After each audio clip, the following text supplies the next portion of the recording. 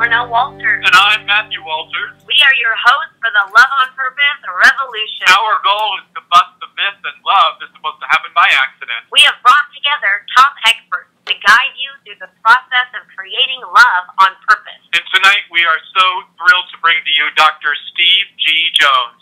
Now, Dr. Steve G. Jones is a clinical hypnotherapist. He's an NLP trainer, life coach, and law of attraction expert. He's the founder of the American Alliance of Hypnotists, American University of NLP, and the Global Sciences Foundation. Dr. Jones has his doctorate in education from Georgia Southern University. He has created thousands of self-help recordings, programs, and certification courses to empower others. Welcome to the Love on Purpose Revolution, Dr. Steve. Well, thank you, Orna and Matthew. Great to be here.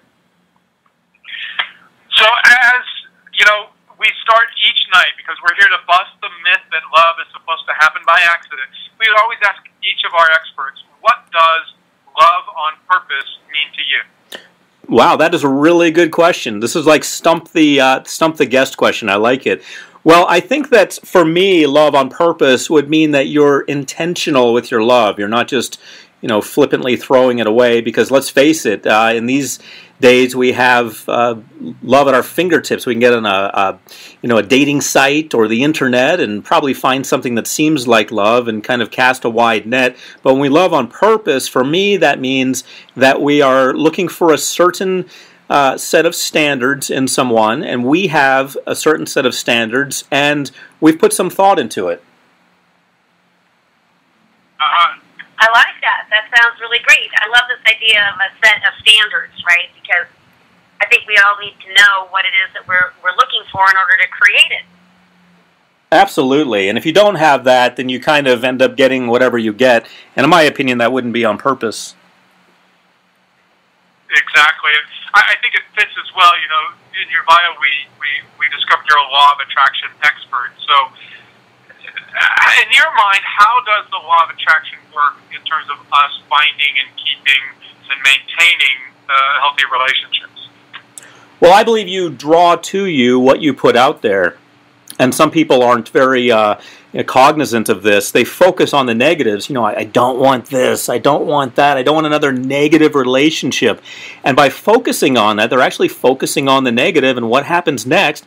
Well, they tend to draw that to them. So using the law of attraction means being very conscious of what's going on, what you're putting out there, and really focusing on the positives rather than the negatives.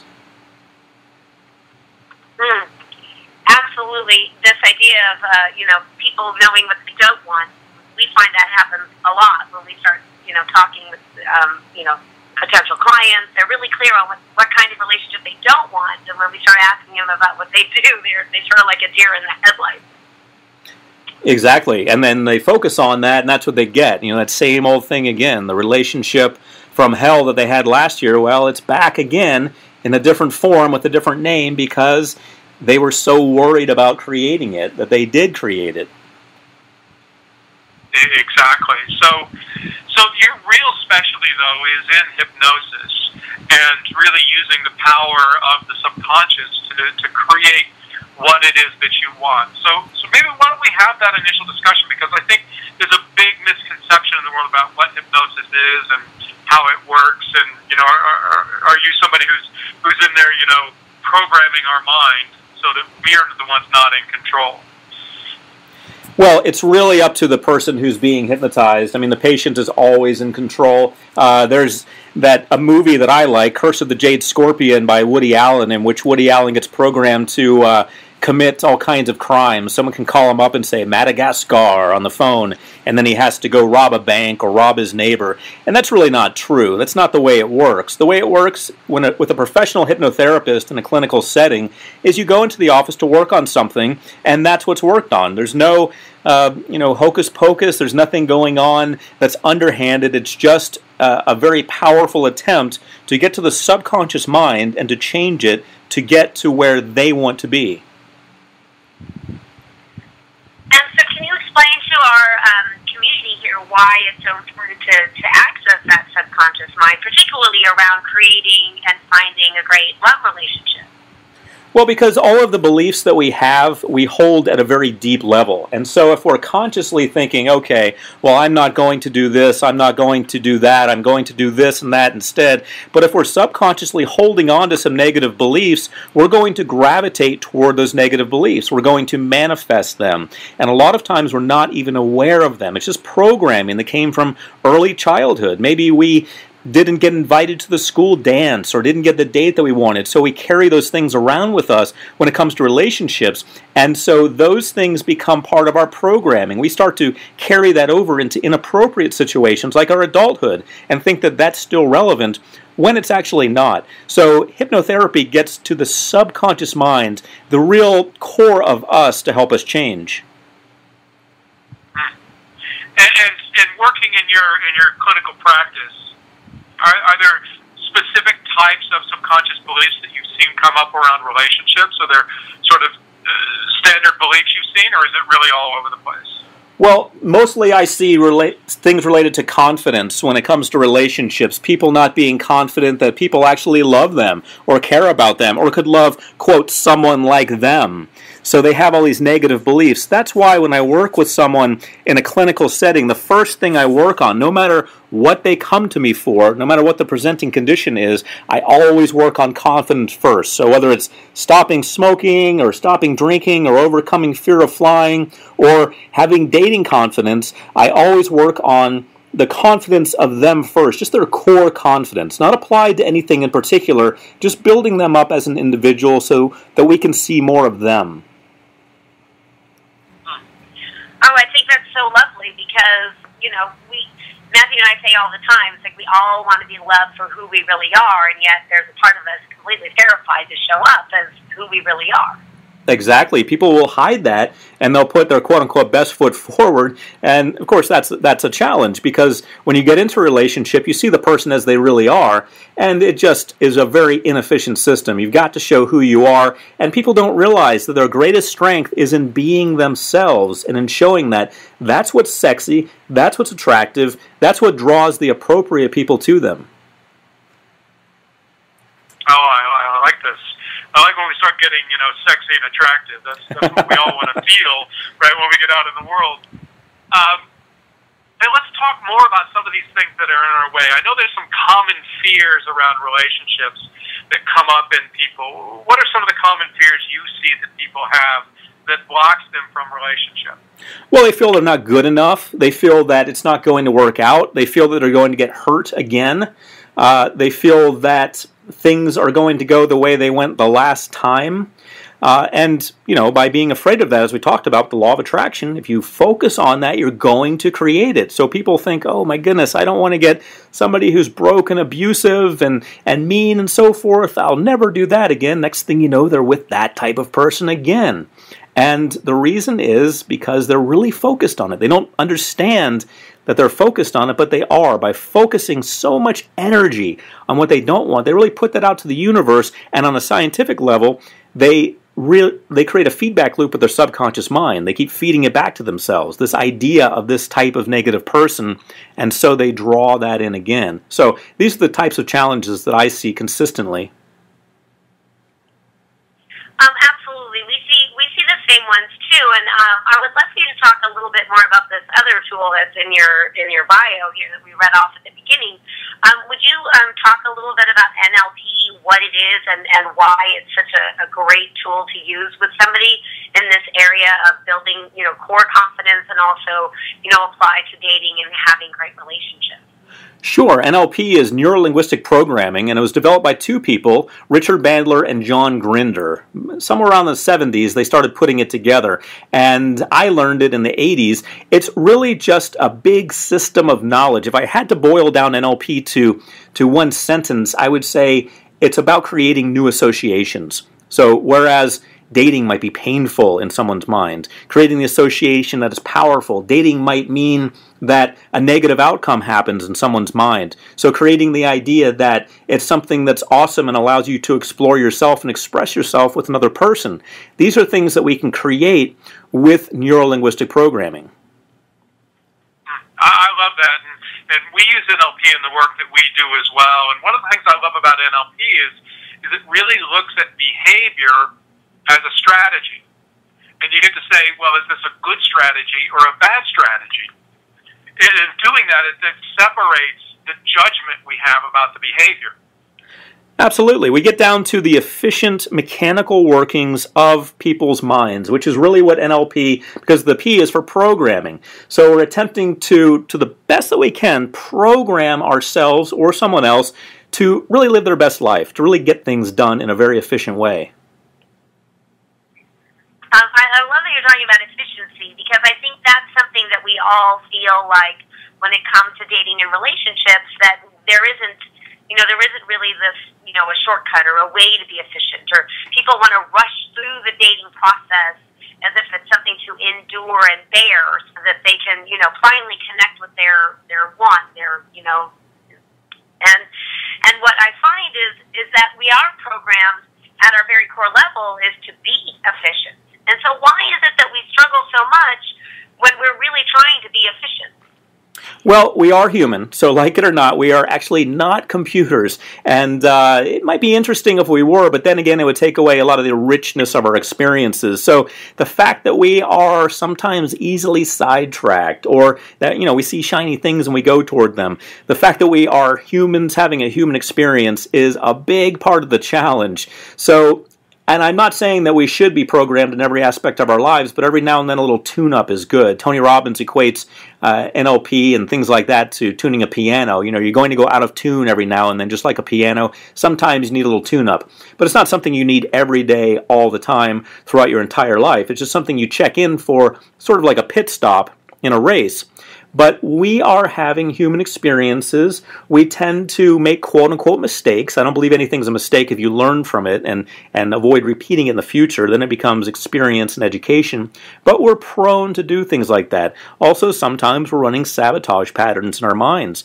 We're thinking that we're focusing on one thing in our conscious mind, but our subconscious mind is scared of it. It's scared of what that might mean. What would it mean to draw that much attention to ourselves in the dating world? What would it mean to have somebody in our lives? What would that really mean? So our subconscious mind tends to start looking for ways to sabotage things. That's how we end up messing up relationships, because our subconscious mind is afraid. That's just one of the ways and one of the reasons we do it. But it's a powerful and common reason. We're afraid of what might happen, so we find a way, not even knowing it consciously, our subconscious mind finds a way to mess it up. I can totally relate to this. That was my pattern throughout relationship, right throughout most of my 20s and 30s. I had the belief that I was going to screw it up, and part of that belief was that there was, something wrong with me, and if you found out that thing that was wrong with me, well, then, of course, this whole relationship's going to fall apart. And so what happened over and over again was my relationships all ended mostly because of something I did.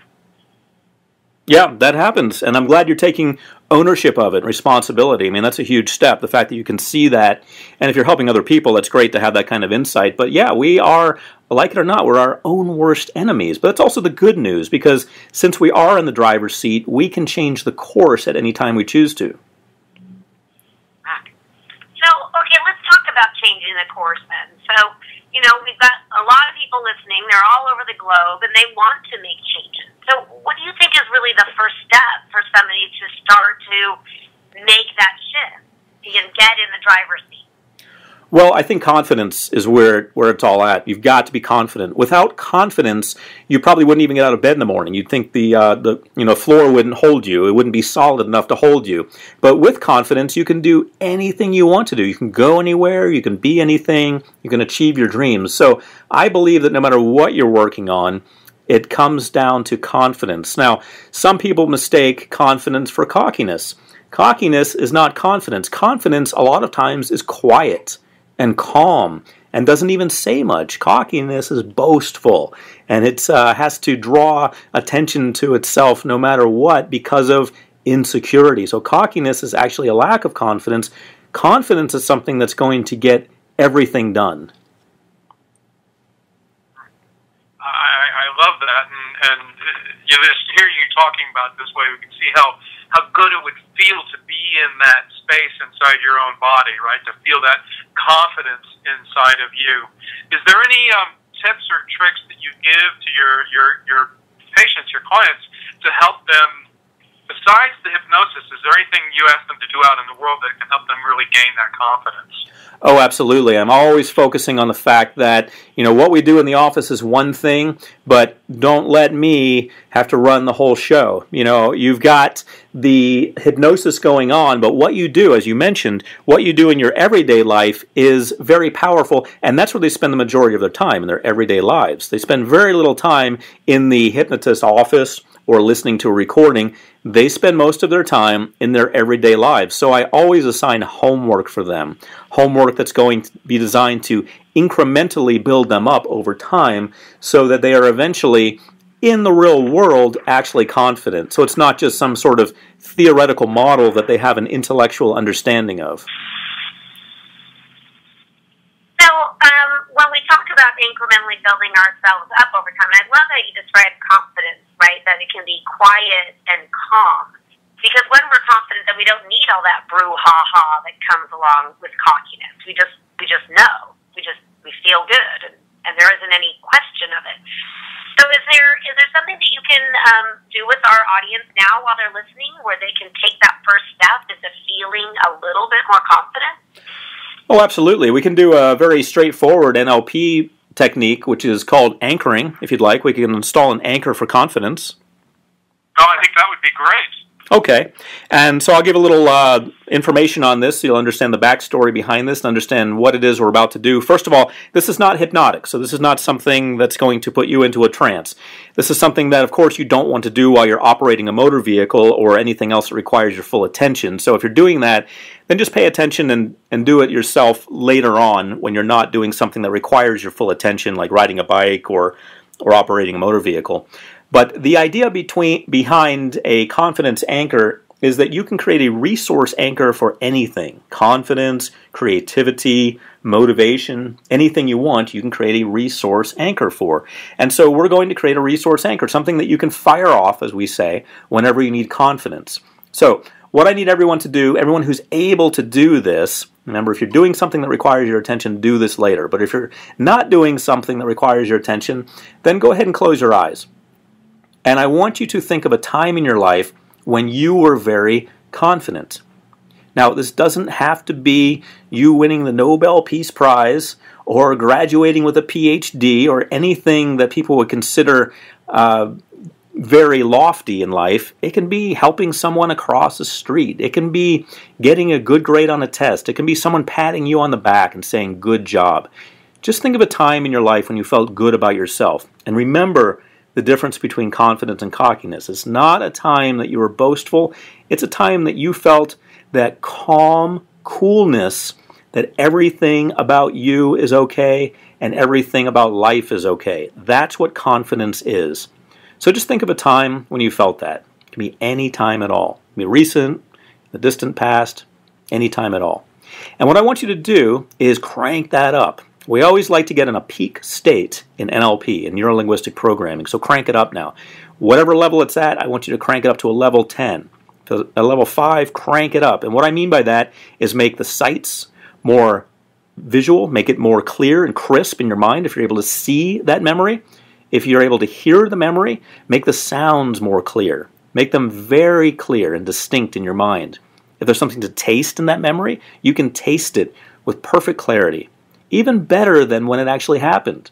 So all of your senses that are involved, even touch, even the clothes that you were wearing, the feel of the air at the time, all of your senses, crank it up to a level 10 now, all of them. So you can see things in that memory of confidence very clearly. You can hear them clearly. If there's something to taste, you can taste it clearly.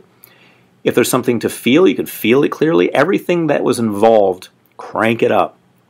And now what I'd like you to do, as you have it cranked up to a level 10, is make the OK sign with your right hand, meaning touch the tip of your right index finger to the tip of your right thumb, and just say quietly to yourself, confidence.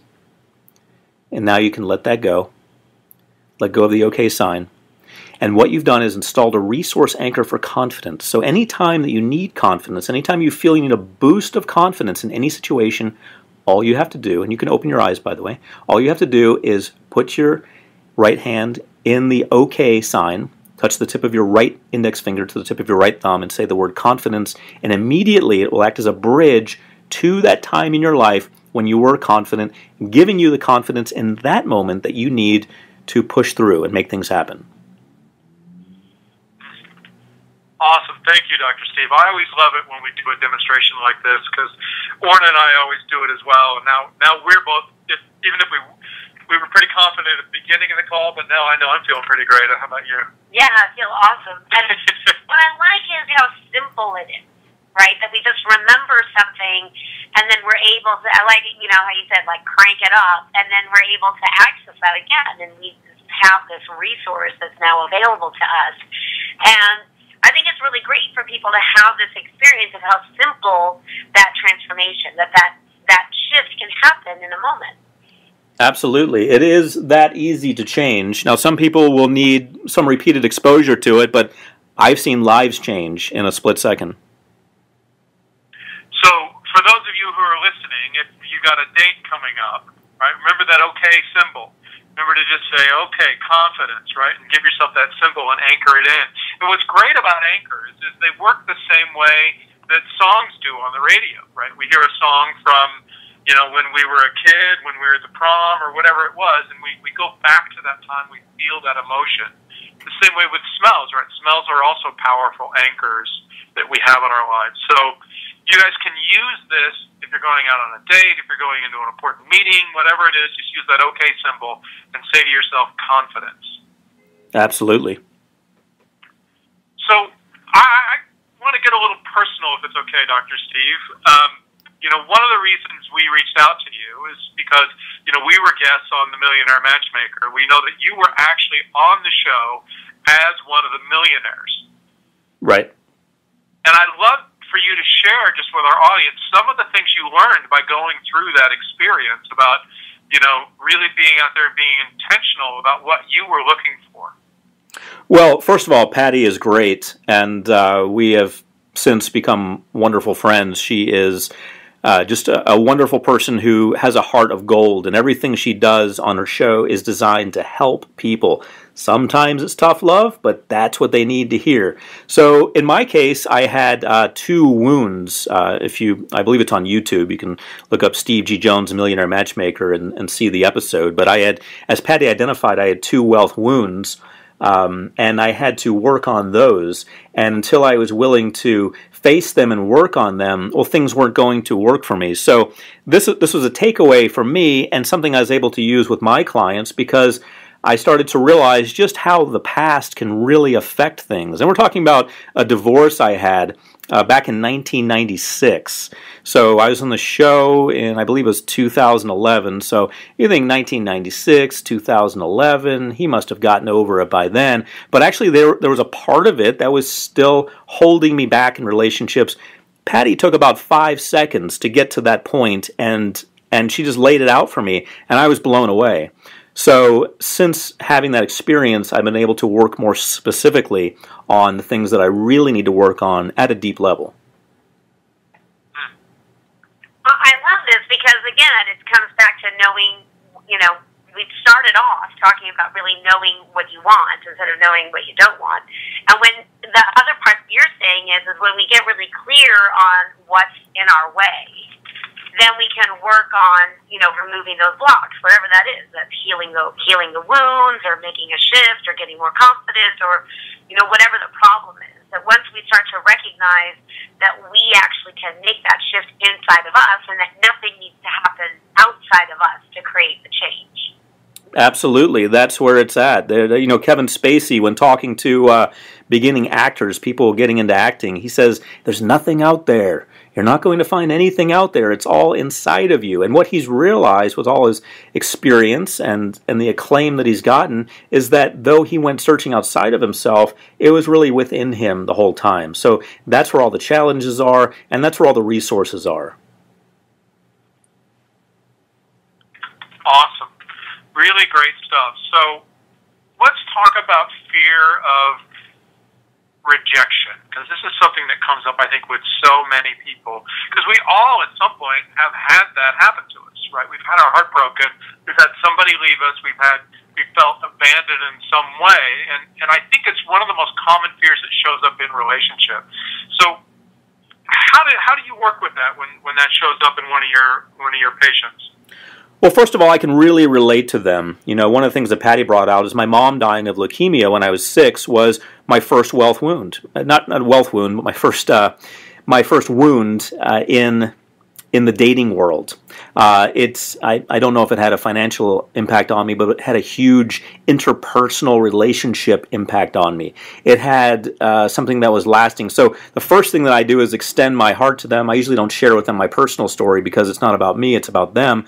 But I start to get in sync with them. I start to put myself back in that situation, you know, back as that little 6-year-old boy. My mom wanted to see my 6th birthday, so 2 days later she died. She hung in there just to see that.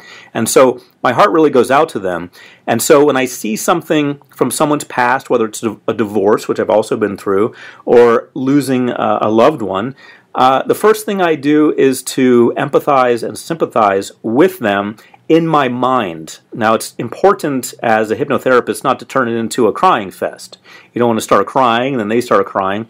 So I maintain my professional demeanor, but I'm able to reach in, and a lot of this is thanks to Patty nowadays, I'm able to reach into a set of tools that I have to allow them to start rebuilding, to allow them to start seeing possibilities, to allow them to really get to where they want to be from where they are. So when you're talking about the set of tools, I mean, are we talking about specific protocols that you'll walk a client through when they're having a specific fear of rejection, or are you talking about some? Can you be a little bit more specific? Yeah, absolutely. Fear of rejection, as with most fears, comes down to confidence. You know, if you had all the confidence in the world, fear of rejection wouldn't stop you, wouldn't stop anyone from doing anything. So I start to work with them on confidence, and then we take that energy that we're creating, that power that we're creating, and we focus it like a laser on that specific area. See, once I build up their confidence in a session, then I can start focusing on what they really want, which is to use that confidence in a specific arena, which is fear of rejection. This is something that comes up in sales and dating. Sales and dating tend to be remarkably related to each other. The quote-unquote mistakes that people will make in sales are very similar to the quote-unquote mistakes the same person will make in dating. And a lot of it is not taking chances, not extending themselves because of lack of confidence. So I will work with them specifically on a session to get them to overcome fear of rejection, but I'll also tell them to go out there and start taking some chances. And I will introduce them to the idea that it really is a numbers game. Now, that doesn't mean you put everyone on your prospect list, as they do with sales. No, in dating, you have to realize that hopefully this is someone you want to be with forever, so you're very selective. But of your list that you're selective of, you've got to make calls if you want to make sales, as they say. And that applies to dating and sales. I love this analogy because I think sometimes in relationships, what happens is we get stuck on trying to close somebody who we're never going to be able to close. Right? They're not a buyer, and yet here we are focusing on, if I can just get this person to close, right? If I get this person to buy, then I will, and usually it's like, you know, I will know that I'm valuable, I know I'm worthwhile, I'll know I'm loved, right? Oh yeah, it becomes sometimes it becomes like Shallow Hal, where all the targets are the wrong targets. In the beginning of Shallow Hal, he's after people just because of their physical beauty and not realizing, you know, what's actually going on. A friend of mine said before he got married, he said, you know, I was looking for a woman who can chop wood. And I said, chop wood? What do you mean by that? And he said, I mean a woman who would go out there when it's freezing cold and chop wood if wood needed to be chopped. And I said, well, I hope you would also. But I understood what he meant. He meant that he's looking for core values in the person. So, yeah, we can get caught up in aiming at a lot of the wrong targets if we're not careful. This analogy is so great, right, between dating and sales, because it's true. I like how you said, you know, we've got to, if we want sales, we've got to make calls, we've got to pick up the phone, and if we want dates, we have to put ourselves out there too. And in today's world, it seems like, you know, there's so much activity on online dating, and yet at the same time, there's so much slack that online dating gets as a whole in our society. And there's this interesting dichotomy that's happening. How do you feel about this interesting, you know, dichotomy that comes up? How it seems like a lot of people are doing it, millions of people are doing it, yet everybody, that we hear in our society, there seems to be a lot of judgment about what's available through that entity and a lot of other sort of interesting things about it. Well, as you know, having been on the same show that you guys were on, except I was on in one of the episodes as a millionaire looking for love, I went beyond online dating. I went to an international TV show dating. So clearly I have no qualms about it. I think it's a wonderful idea, especially if you're in good hands like Patty's. But, it used to be a stigma, this online dating thing. It used to be something that people would label someone as a loser if they got on an online dating site. Now we see people in their 60s and beyond getting on, Match.com and different dating sites. We see all kinds of people doing it. A lot of relationships are formed that way. It seems to be a highly efficient way of meeting people. I really don't have anything against it at all.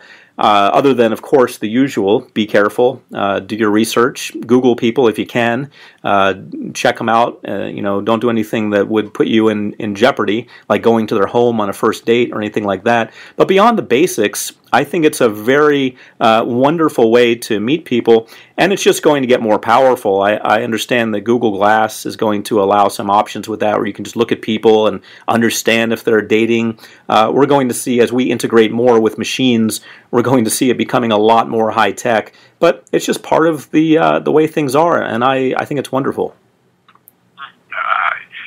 That's actually kind of exciting and also a little scary, that idea with Google Glass. But let's talk about, you said something in there which I think is really great, and something you said about yourself, which is you were willing to put yourself on a TV show in front of, hundreds of thousands of people in order to find love. And I think that says something about your commitment. And it says something also about this idea we've been talking about with sales and having that confidence, right? Yes. So what piece of that, how would you describe that when you talk about that sense of, look, no matter what it takes, right, to get what you want? How would I describe going for it, and what should people do when they go for it? Exactly. Okay. I would say take advantage of the opportunities that you have. You've got some resources. Not everyone is going to be qualified to be a millionaire on a TV show like that, but you don't really need a TV show to do what I'm talking about. You just need to get out there. I think the best way to meet people is to do whatever you do to the best of your ability, and you're going to meet people in that realm. If you believe in helping people, then get out there in a soup line and feed the homeless. You're going to meet someone else who loves doing that. If you like hang gliding, get out there and hang glide. You're going to meet someone who likes hang gliding. You've got to get out there. You've got to put yourself in situations. The internet is great. Dating sites are great, but relying on them primarily really cuts off a lot of the real life possibilities. It's kind of like going to a hypnotherapist saying, okay, use the magic wand, help me out, and then not doing any homework, not doing anything in the real world. So you've got to get out there and take chances. The chance of exposing yourself to the world, the chance of getting hurt, the chance of letting people see the real you, that kind of thing. And that's what really gets the results. Well, it's true, and we've circled back to this idea of all these fears that seem to come up, because ultimately people seem, scared. They seem scared to expose themselves. They seem, hesitant. They're trepidatious. They are scared to get hurt again, right? That's what we hear all the time, right? It's like, oh gosh, I've been so heartbroken. I don't want my heart broken again. So what do we do with somebody who's just still stuck in the pain? Well, I sympathize with them when they're in some kind of painful situation. Sometimes it's a function of time. Time heals all wounds. So sometimes it's just a matter of letting it sit for a while. They say, and I haven't researched this, but they say that it takes half the amount of time you were in a relationship to get over the relationship. So, my marriage of 8 years took me at least 4 years to get over, if not much longer. So sometimes it's a matter of just letting things run their course, letting nature handle things, not jumping into something right away just to be in something. And sometimes it's a matter of using a tool such as hypnosis or neurolinguistic programming to sort of get an edge, to sort of get an advantage, to sort of move ahead in a way that wouldn't ordinarily be possible because of the constraints of time. Gotcha. And so let's talk about that. You brought up hypnosis and NLP again, and I know one of your biggest specialties are these self-help recordings that you make, all these programs you put together where you actually do hypnosis on the recording. And, I oftentimes heard this myself in my practice was, how does that work? Because I get if I went into your office how it would function.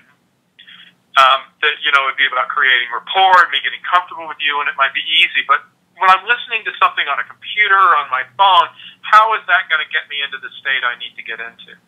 Well, hypnosis is really just about words. I mean, there's no part of a hypnosis session that requires any kind of hands-on contact. It's just words. So I can perform hypnosis over the phone, I can do it over Skype, I can do it through a recording. And that's really powerful. So when someone listens to a download, a hypnosis recording, either mine or someone else's, on their phone, and they play it as they go to bed at night or during the afternoon when they take a few moments to themselves, it is as powerful, in my opinion, as going to the session. Now, the only caveat to that is that a session would have specific details of that person, who they are, using their name in the recording, their specific details. But if you went to a generic session, a canned session, a session that was recorded without you specifically in mind, and you had a hypnotherapist deliver it in an office versus having a recording and you're listening to it, I don't see how there would be any difference. It's just as powerful. And what about that?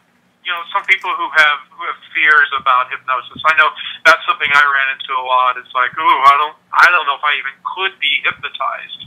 How exactly does that work? That you get somebody into hypnosis?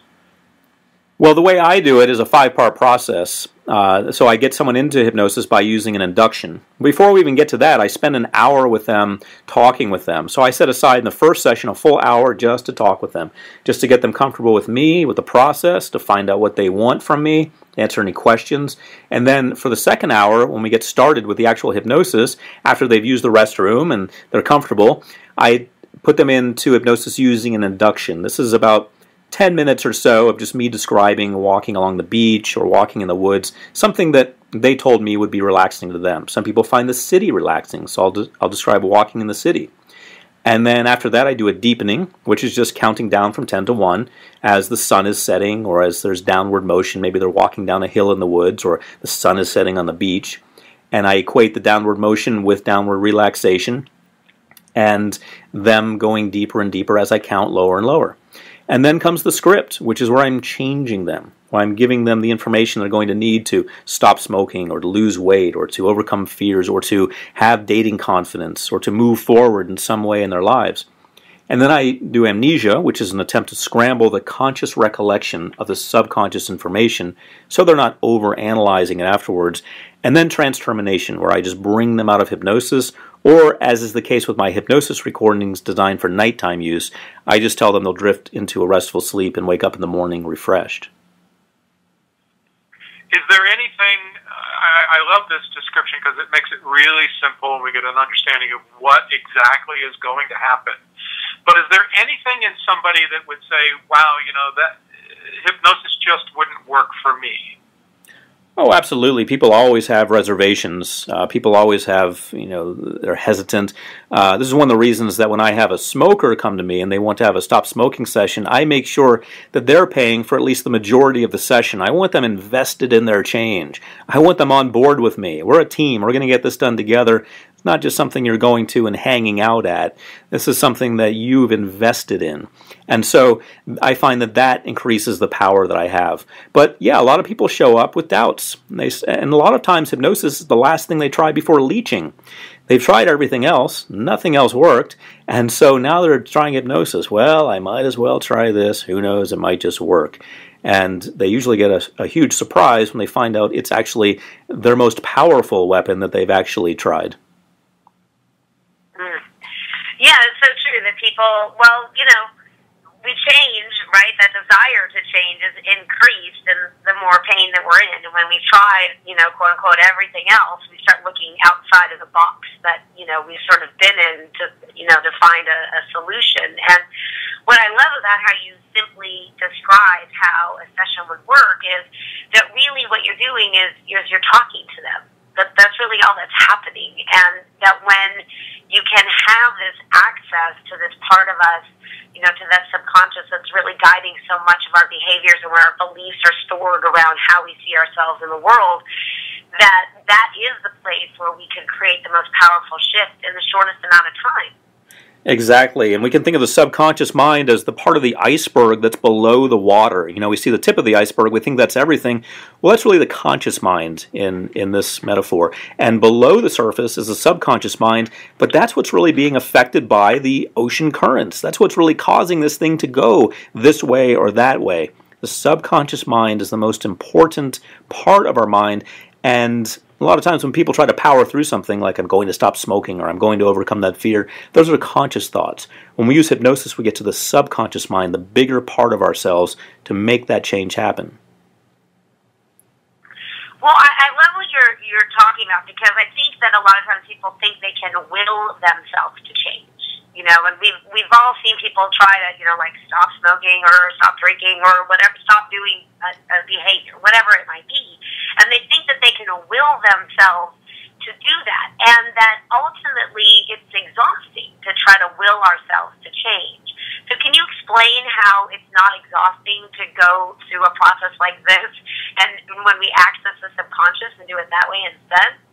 Sure, it's pretty much hands-free. I mean, the hypnosis recordings that I make are designed for nighttime use, so you can actually fall asleep while listening to them, and they still work their magic. They still, I keep talking on the recording, so it continues to work.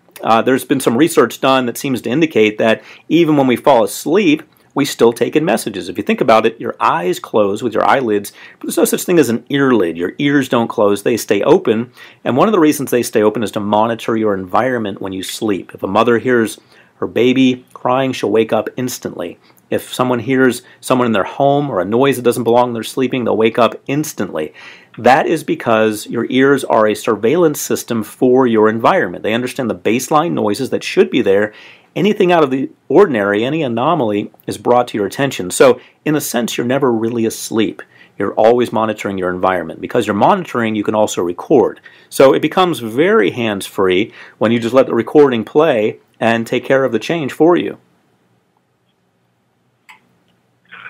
Yeah, it's so great because it really takes a lot of the strain out of it. As you said, I love that iceberg analogy, because the tip of the iceberg is really only, about 10% of that whole thing. Something like 90% of that iceberg is underwater that we can't see. Absolutely. And I think that's a great analogy for the mind, right? Absolutely. That's the way we are. We think everything that we see is everything we are, but that's not the case. The greater part of us, our subconscious minds, what's really running the show, is below the surface, and the way to get there, to reprogram it, is through hypnosis. We know that you've created, many of these different programs for people to make changes.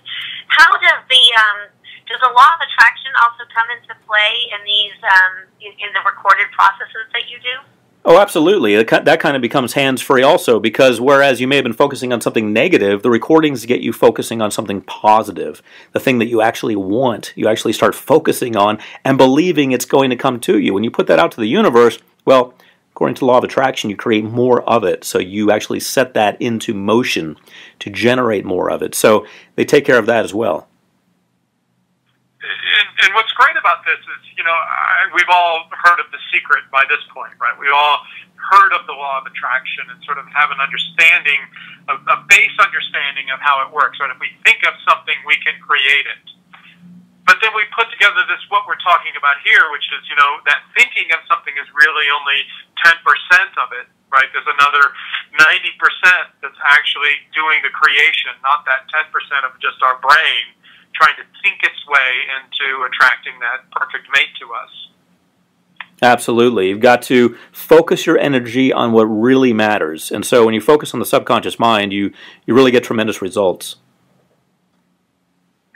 So can you share with us a little bit about some of your clients' success stories in love and relationships and how things have shifted for them? Not just from dating confidence, but overcoming fears? Sure. I had one story that really touches my heart, which was, and she's given me permission to share this story. Her name was Jen, and she came to me probably about 10 years ago at this point. And She was a weight loss client. She came to me to lose weight. But, as we all understand, losing weight isn't really about losing weight. It's about building confidence, believing in yourself, and really wanting to do something positive for yourself. And so Jen came to me, and she was actually on the verge of suicide. She came into my office. I believe she was about 23 or so at the time, and her mom came in with her, sat through the sessions. I worked with her for about 5 sessions. We worked on things such as building confidence, of course, and weight loss, what to eat, what not to eat, how to exercise appropriately, and how to build it up over time, and how to avoid sabotage and binge eating. We worked on all of those things, and then I didn't hear from her for a long time.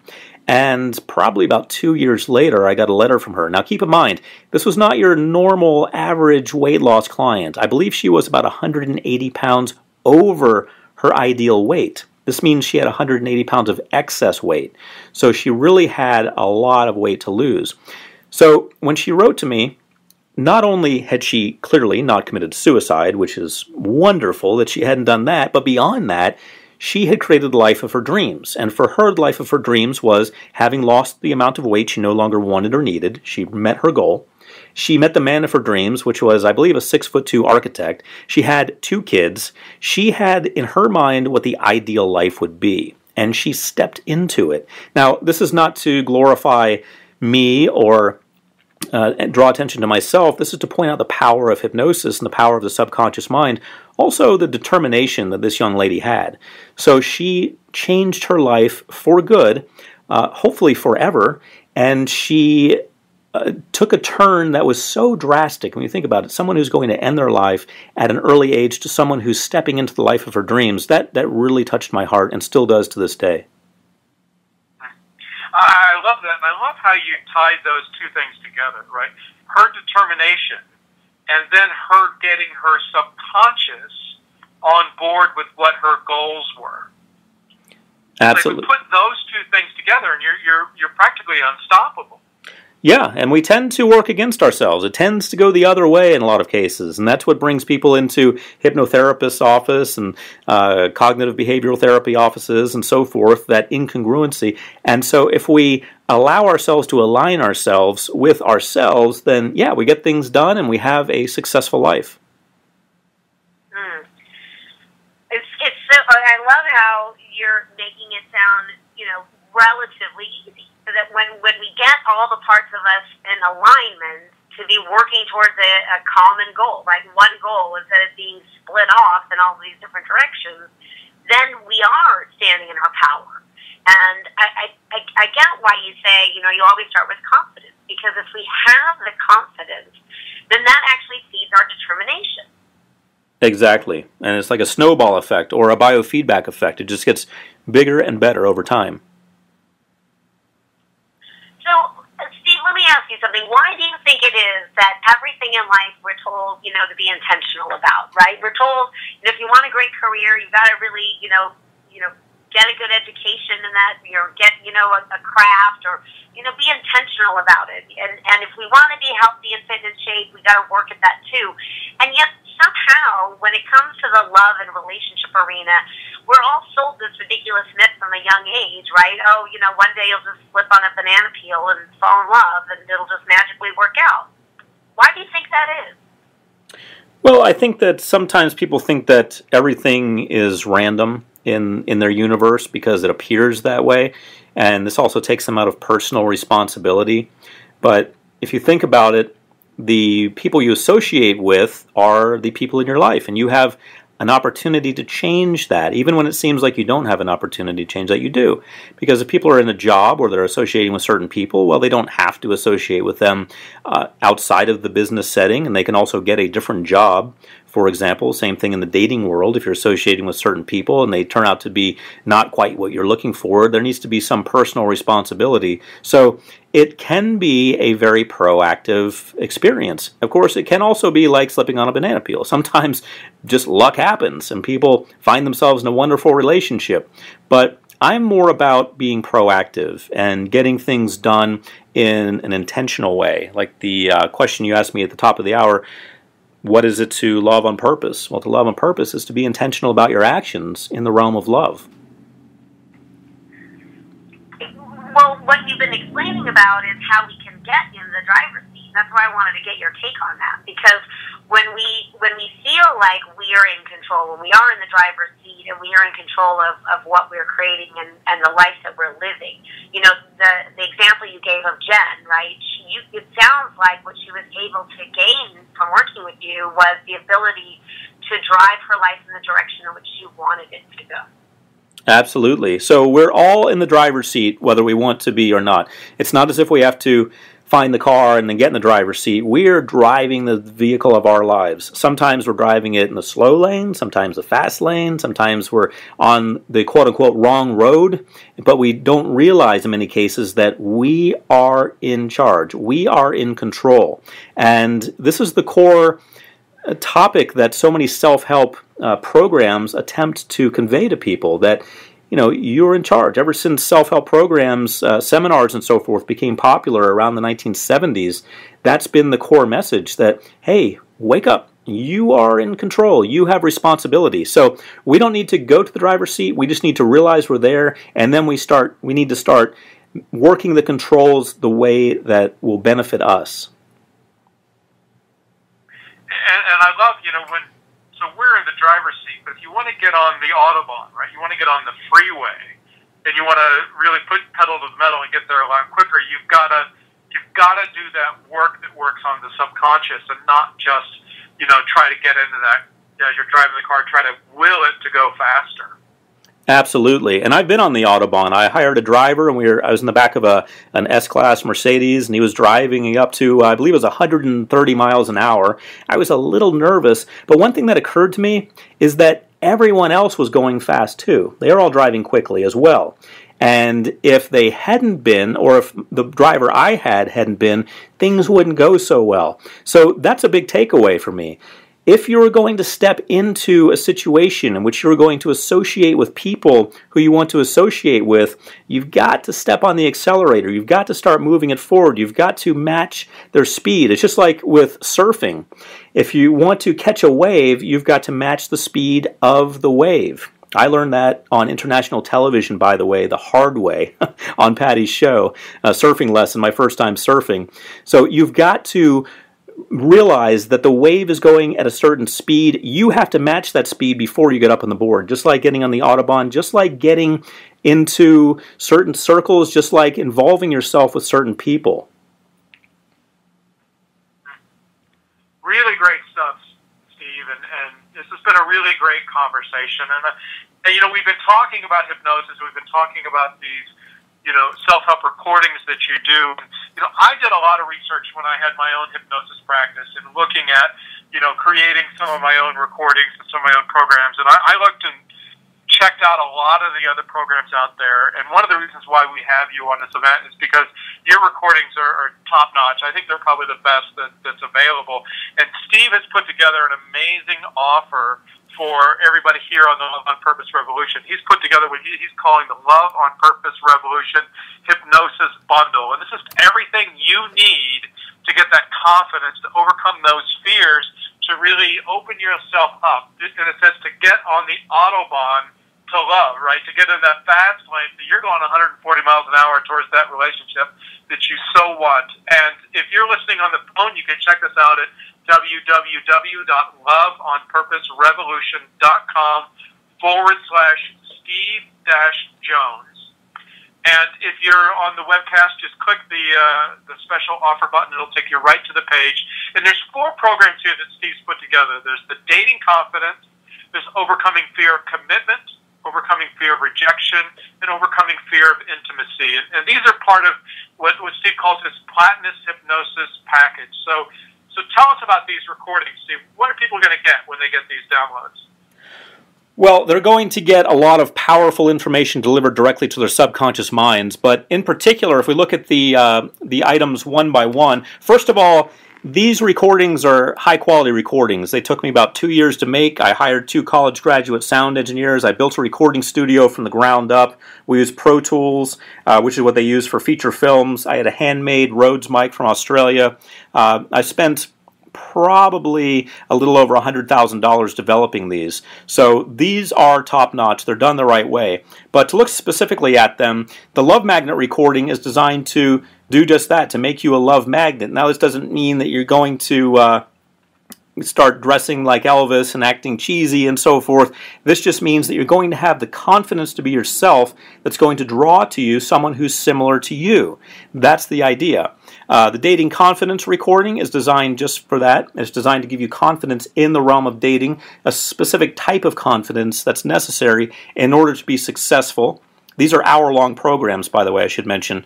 The fear of rejection recording is designed to help you understand that, hey, not everyone you like is going to like you, and that's okay. It's time to move on. The fear of commitment recording is going to help you get over those challenges from the past. Like when Patty worked with me, I had challenges to get over, thinking that people could leave. You know, after all, my mom died when I was 6, and I got divorced after 8 years of marriage. So I had in my mind the idea that people can leave. So this gets you over those cold feet and ready to jump back in. It gets you over your fear of commitment. And then fear of intimacy.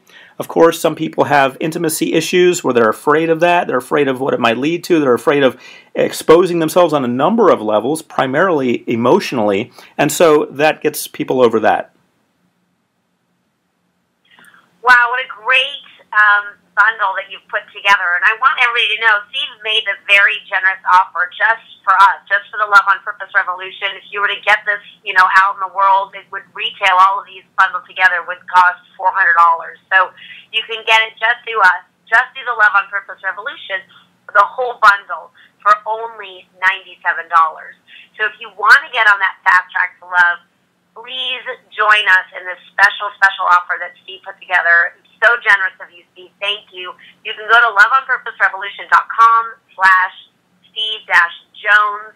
Dr. Steve, you've been amazing to have on the Love on Purpose Revolution. I want to remind everybody listening on the webcast, you can just click that special offer button, and that'll take you right there to get the Love on Purpose Revolution Hypnosis Bundle so that you can get in the driver's, you know, you're already in the driver's seat, you just take control, right, of where you're going in your love life and really create the life of your dreams. So thank you, Steve, for joining us so much. We so appreciate you on this event.